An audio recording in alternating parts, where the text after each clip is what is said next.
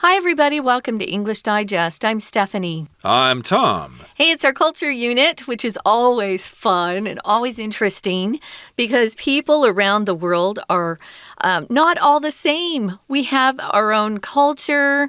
We have our own way of doing things, our own way of thinking about things.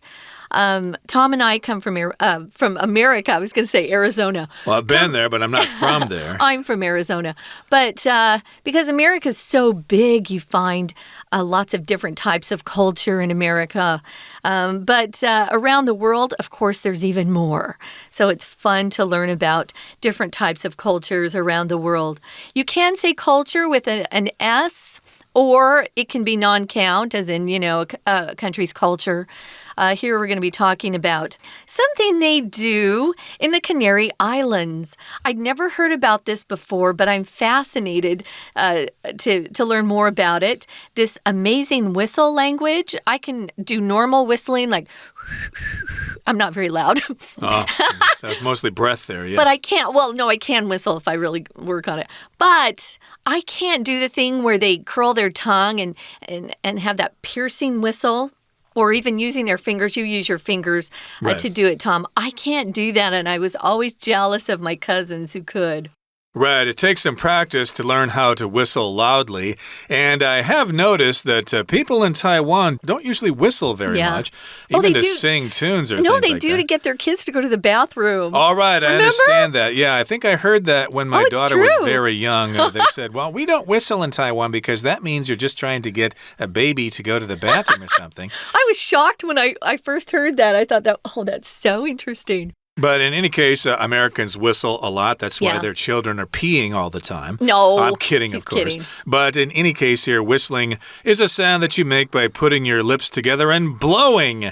As who said that in one of the movies? I think it was, what's her name? It'll come to me later. Singing in the Rain or something? No, she was the wife of Humphrey Bogart. I can't think of her name. But no. Put your lips together and blow. But that's a famous line from a movie. But in any case, whistling is this. And, of course, evidently, that could be a way to communicate. You could maybe say...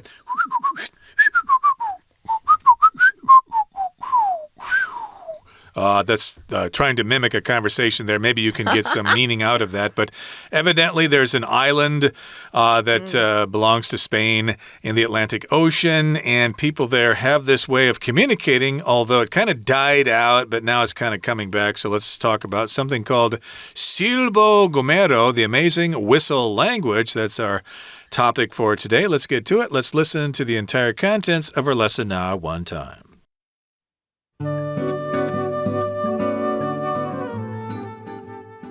What do you usually do when you need someone to hear you from a far distance?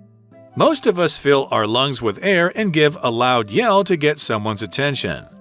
But what if you could send a message over several kilometers with a simple whistle?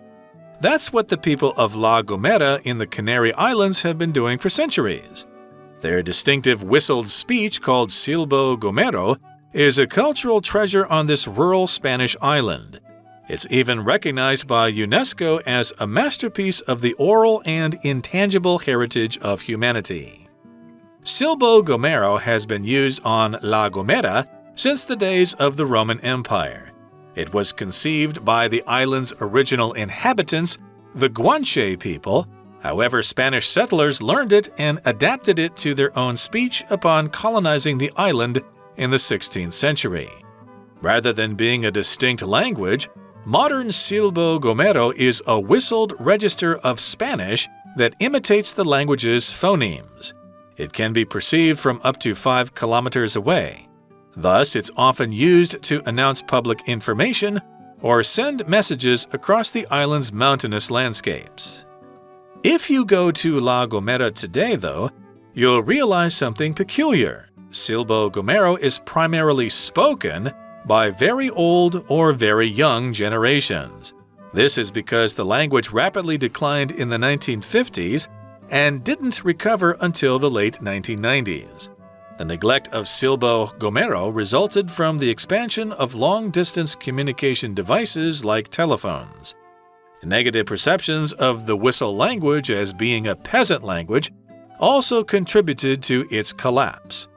Silbo Gomero was nearly lost until community preservation initiatives prompted education officials to incorporate it into the island's schools in 1999. Thankfully, it's now been revived among a new generation of learners, and the island's residents once again take pride in their linguistic heritage. So we're going to be talking about this amazing whistle language. Our first paragraph starts out with a scenario. What do you usually do when you need someone to hear you from a far distance? I tend to yell, which is not good for your voice. But those people who can whistle, that's what they do. And that whistle is usually a very sharp, penetrating sound, and it goes a lot farther than just me yelling, that's for sure. Even though my voice is pretty loud, I must say. So it's a great way to get attention from people who are quite a ways away. Or a lot of people whistle to their pets. In America, dog owners will often whistle to their pets to get their dog to either come or go fetch something. Since I can't whistle that way, I've always been kind of jealous when I see it. You might whistle to your dog, etc. And, of course, that's a good question here. Most people would probably send their friend a text message or something like that to get their attention. But let's just suppose you don't have your smartphone with you all the time. Yeah, how would you let someone know you want to talk to them from a far distance? Well, again, you might fill your lungs up with air and give a loud yell. Hey, John, I need to talk to you. You might do that to get someone's attention. But what if you could send a message over several kilometers with a simple whistle? You can certainly do that to at least get their attention, like that might get their attention indeed. But you might want to actually communicate a message. Instead of getting their attention, you might want to say, hey, John, come over here and eat some gazpacho with me, and I've got some sangria on the side. Those are some Spanish dishes. Gazpacho, I love. It's kind of a cold soup. And sangria is an alcohol, so I don't drink that. But, it sounds fun just to be able to travel. So what if you could send a message over several kilometers with a simple whistle? Several kilometers caught my eye. That's a long distance. But you just heard Tom's very sharp whistle that he gave a demonstration of. Tom was actually whistling in the studio. That hurt my ears, because I'm close to him and it's so sharp. Oh, hopefully it didn't, make the meters in the recording go over. No, because I was looking at Hong Xianzheng. He's our engineer, and he didn't stop the recording, so it wasn't too loud. Yeah, backed up from the microphone a bit. Yeah, Tom turned away from the mic. But it's very, very sharp, and so it can really cut through that distance. I just as an example, as a parallel, I sang the highest kind of soprano in opera, and I didn't need a microphone because my voice would just cut and it would carry. So you don't necessarily have to have a loud voice. If you pitch it the right way, like Tom had pitched it really high, it just flew, and it really did hurt my ears. Thanks, Tom. Well, I had to give a demonstration here, of course, but in any case, that's a question. Yeah, what if you could send a message over several kilometers with a simple whistle? Well, that's what the people of La Gomera in the Canary Islands have been doing for centuries. Indeed, they have been sending messages by whistling for many centuries, and their distinctive whistled speech, called Silbo Gomero, is a cultural treasure on this rural Spanish island. It's even recognized by UNESCO as a masterpiece of the oral and intangible heritage of humanity. Of course, you know what UNESCO is, the United Nations Educational and Science and Cultural Organization, and they recognize great things around the world. UNESCO heritage sites, of course, are all over the place, and they've also recognized this language as being a masterpiece of the oral and intangible heritage of humanity. So, yes, indeed, it's oral, it's spoken, and if something's intangible, well, you can't really hold it in your hands, you can't touch it. It's like a concept. So, indeed, yeah, a whistle, you can't really touch that. You can hear it. How do you preserve a whistle, right? Yeah, exactly. How do you say, here's a whistle, here you can look at it? No, you can't do that. It's kind of a concept. It's abstract. So, yes, indeed, it's been recognized by UNESCO. So, yeah, go to this island and see if anybody's whistling to each other. Yeah, because UNESCO, what they usually do is they try to preserve old buildings, architecture, things like that. But they do work in other areas like this, which is an intangible heritage of humanity. Old languages, we don't want to have them die out. We've already had a lot of languages just die out completely. And so they're trying to help some of these cultures hold on to what they've had for hundreds of years. Moving on to paragraph 2, it says Silva Gomero has been used on La Gomera since the days of the Roman Empire. See how old it is? That's very old. It was conceived by the island's original inhabitants, people who live somewhere, the inhabitants. And those inhabitants were called the Guanche. The Guanche people? Now, if you conceive of something, we're using it in a way that's different from just the standard meaning means to get pregnant or to have little babies. If you're an animal, you conceive. But here it just means to come up with an idea, devise something, come up with a scheme. So this idea was conceived or thought up by the island's original inhabitants. And it says here, now these were not Spanish. These were the original inhabitants, the natives of this area. But later, the Spanish landed there, and settlers learned about it, and they adapted it to their own speech upon colonizing the island in the 16th century. So that's how the Spanish got involved. Right, and the Guanche people don't really exist anymore. They were absorbed by Spanish people when they settled there way back in the 16th century. This happens all the time when a place is taken over by a larger country. They intermarry, and eventually the original people all die out. But this tradition has remained, and we're going to continue talking about it in just a couple of seconds. But right now we're going to take a break and listen to our Chinese teacher. Hello everyone, 我是派老师。今天讲解的是6月6号 Unit4 Silva Gomero The Amazing Whistle Language 这个单元是文意选填的练习题，内容跟一种特殊的语言相关。不过这个语言不是用说的，而是要懂得吹口哨才能够运用自如。我们在主题解说前，老师要提醒大家，答题的时候要记得先看看有哪些选项可以选，先大致把这些选项的词性标示出来。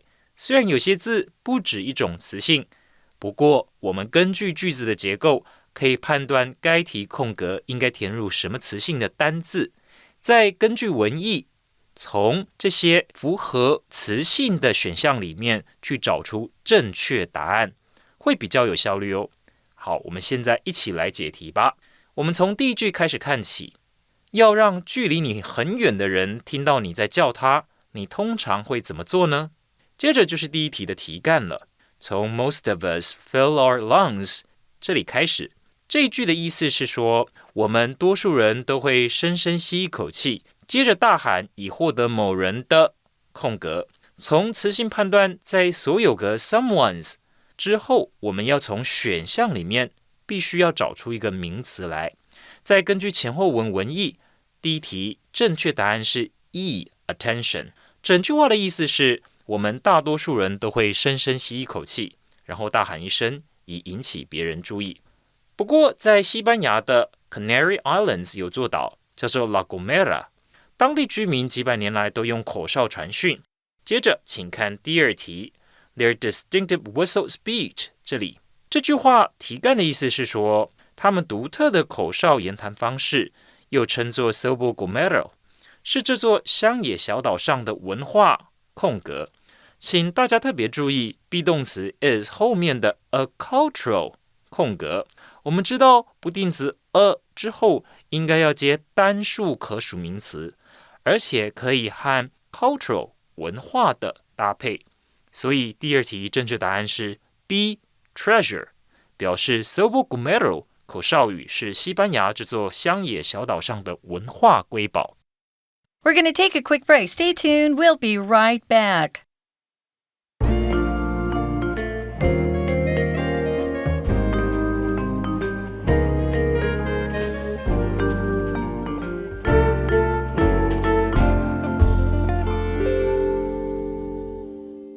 Okay, let's continue to talk about the whistling language of La Gomera, one of the Canary Islands off the coast of Africa, off of Western Sahara there. And so, again, we talked about it being conceived by the island's original inhabitants, who were the Guanche people. However, as our lesson continues, Spanish settlers learned it and adapted it to their own speech upon colonizing the island in the 16th century. So, of course, people moving to another place that is usually uninhabited are called settlers, or they might be moving into an area that is populated by other people, but they don't care. We're just moving in like European settlers in North America. And the Spanish settlers went to this island in the Canaries, and they, started living there, and they learned this whistling language. They thought it was cool.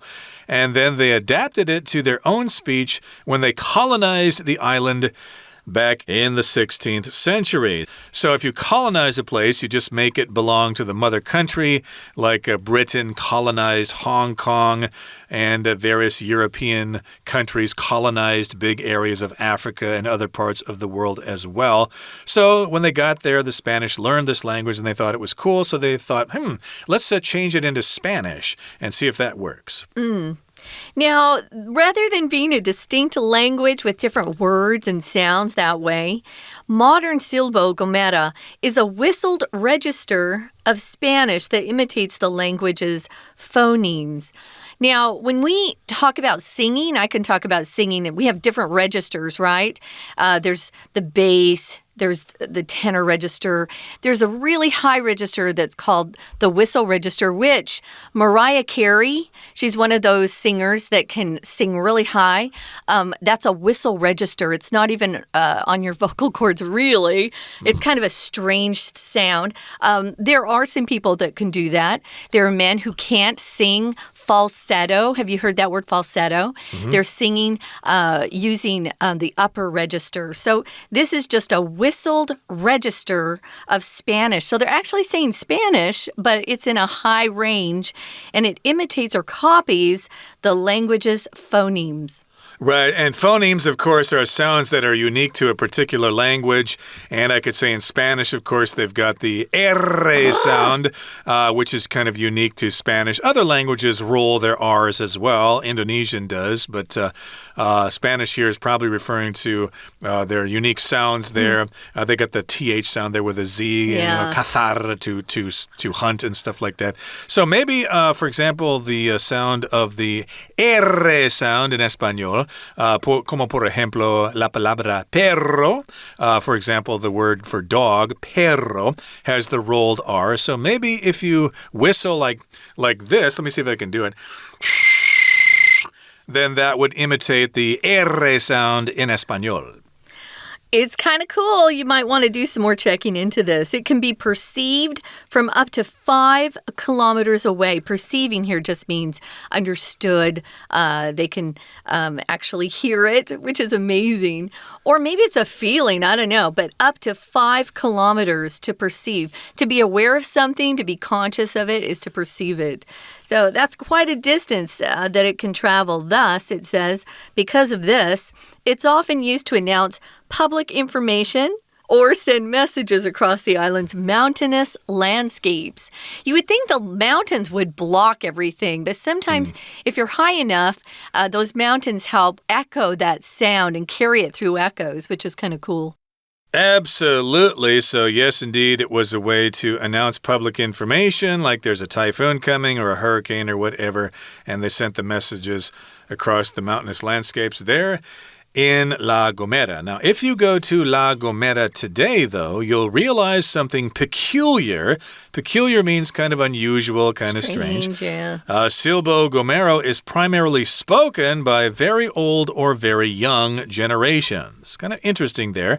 Like in some countries, of course, only the very old speak like an old language and it's dying out. This is kind of unusual in that old people and young people can do this, but middle-aged people, not so much.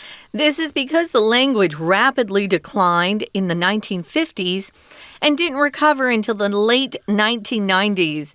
Yeah, sometimes things fade out and then they become popular once again and people are more interested in those things. The neglect of Silbo Gomero resulted from the expansion of long-distance communication devices like phones. Once you get a phone, you don't really need to whistle and carry a message 5 kilometers away. To result from something is just a way to talk about the consequences of something.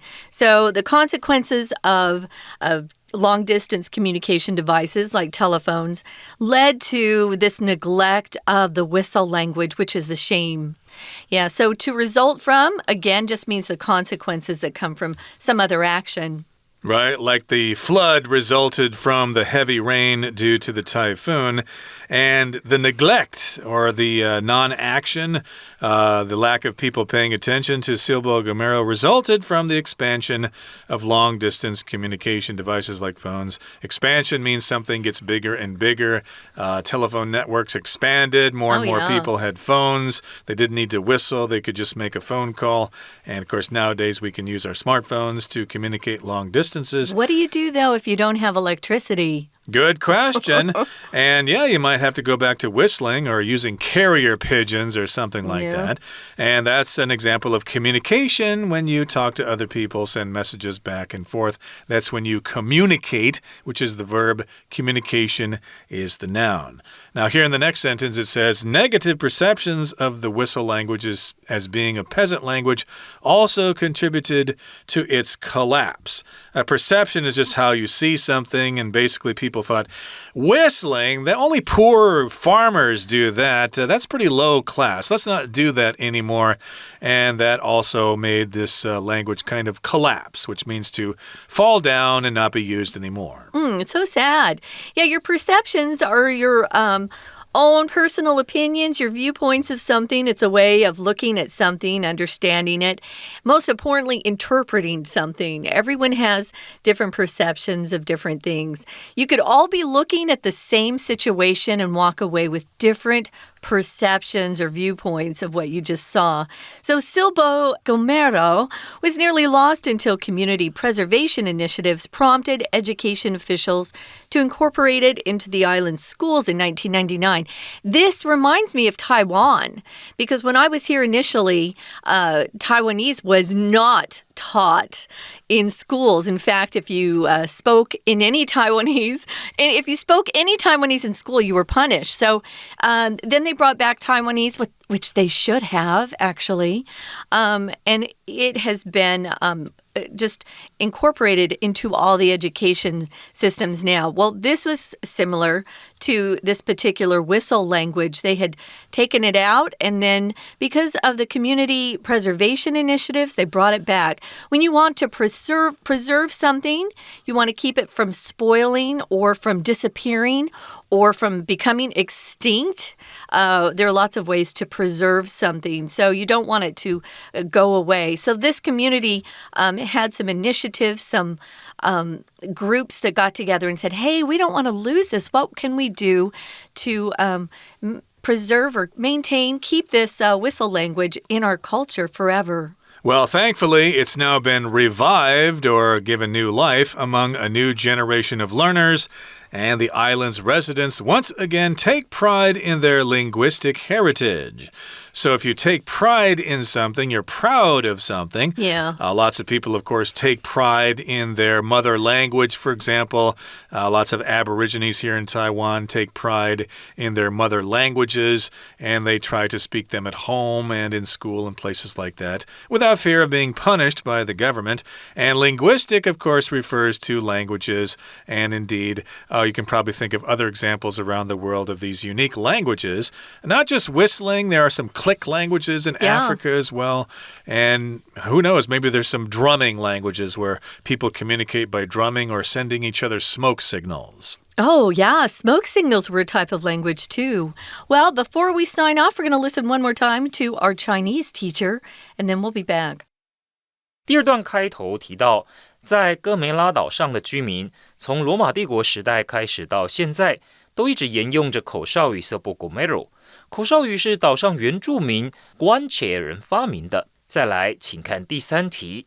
题干的意思是，然而西班牙殖民者在16世纪到这座岛屿殖民后，就学会了口哨语，并空格到自己的语言。大家请注意第3题空格前面的对等连接词 and。我们知道对等连接词前后词性对等，前面是 learned 动词，后面也必须衔接动词过去式，再根据前后文意，所以第3题答案选 I adapted， 表示西班牙人到这里殖民以后学会了口哨语，也加以改造，套用到自己的语言上。接着第4题 It can be 空格。好，我们看到了第4题的题干，请注意在 be 动词之后有很高的几率会结合过去分词，表现被动语态。因此，我们可以找动词的过去分词，再用前后句意筛选。所以第4题答案选 A perceived， 表示 Sopo Gomero 在5公里以外就可以注意到。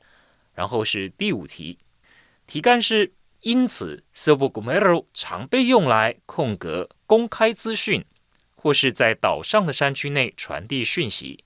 在 be used to 被运用到 to 是不定词，后面要加原形动词，而且还要能够搭配 public information。所以第5题选 H announce， 表示 Sopo Gomero 常用来发布消息，或是在岛上的山区内传递讯息。接着请看第3段第6题 Sopo Gomero is 空格这边。好，题干的意思是说，口哨语是老人家或是年纪很小的人在说的。要修饰 spoken 这个过去分词，需要找个副词。所以第6题选 C primarily， 表示口哨语主要是老一辈或年纪很小的人在说的。再来第7题，这是因为该语言在1950年代迅速空格，直到1990年代后期才开始重生。Because 所引导的副词子句缺乏动词，而且要是过去式，因此第7题答案选 D decline， 表示这是因为该语言在1950年代迅速衰退。随着电话这类通讯设备的普及，居民不再重视口哨语。请看第8题 Negative perceptions of the whistle language as being a peasant language also contributed to its 空格。轻视口哨语，将其视为乡下种田人的语言，也导致了它的空格。所有格后面需要名词，配合文意，所以第8题答案选 J collapse， 表示把口哨语看作种田人的语言，也导致了口哨语的衰落。接着 Sopo Gomero 口哨语原本几乎快失传了，1999年社区保存倡议促使了教育官员将它空格学校课程。Prompt 是促使某人做某件事的意思。Prompt 的用法是 prompt somebody to do something。第9题答案选 F incorporate， 表示把 Sopo Gomero 纳入学校课程。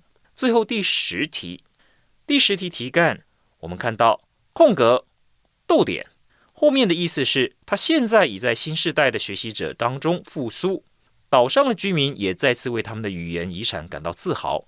简单一个字后面就加逗点，通常都是副词，所以第10题选 G thankfully， 表示幸好。以上就是我们针对文意选填的中文讲解。That is it for today, everybody. Thank you for joining us. And hey, go online and see what this whistling language sounds like.